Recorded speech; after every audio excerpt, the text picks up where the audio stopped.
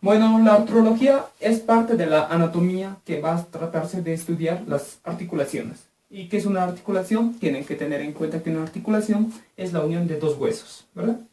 Luego tenemos que tener en cuenta aquí a la artrología en su clasificación. Tenemos a la sinartrosis, anfiartrosis y a la diartrosis. La sinartrosis, esa sinartrosis con este menotécnico se pueden ubicar. Sin que se está relacionándose, sin movimiento. Por eso se lo dice sinartrosis. Ese tipo de sinartrosis vamos a tener 6. Tenemos uno, la sutura armónica. Esta sutura armónica se está relacionándose a la unión de las dos apoesparatinas. Tenemos aquí a la apoespalatina del maxilar superior derecho más la apoespalatina del maxilar superior izquierdo. Luego tenemos la sutura escamosa. Esta sutura escamosa se está relacionándose la unión del parietal con el temporal. Luego tenemos que tener en cuenta aquí la sutura dentada. Esa sutura dentada se está relacionándose entre los dos parietales, o sea, en su unión de sus dos bordes superiores de esos parietales. Luego tenemos la sutura esquindelesis. Esta sutura esquindelesis se está relacionándose en la unión del esfenoides con el vómer. Luego tenemos otro tipo de articulación, que es la articulación gonfosis.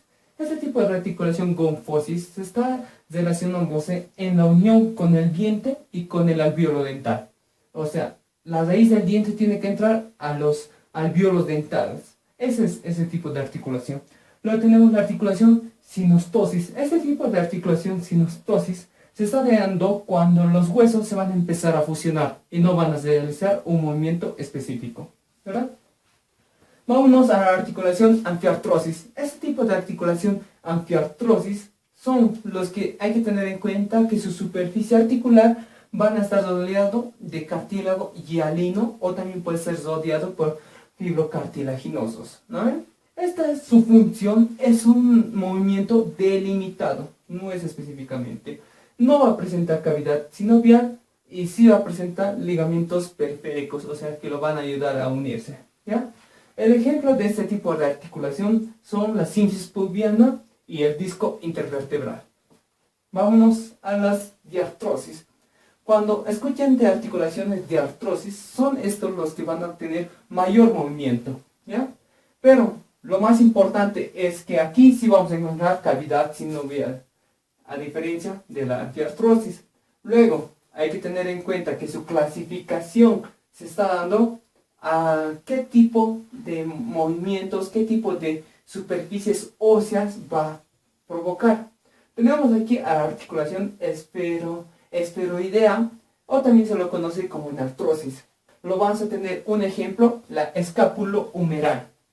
Luego tenemos la articulación elipsoidea. Este tipo de articulación elipsoidea también se lo va a conocer como condiliar. Lo vamos a tener en dos tipos, bicondiliar y bicondiliar doble. La articulación bicondiliar se está relacionándose a la articulación temporomandibular. Esta articulación temporomandibular se está relacionándose a la unión del maxilar inferior con el temporal. Luego tenemos a la articulación bicondilio doble. Esta articulación bicondilio doble se está relacionándose entre los dos cóndilos del fémur con la tuberosidad tibial. Por eso es femorotibial.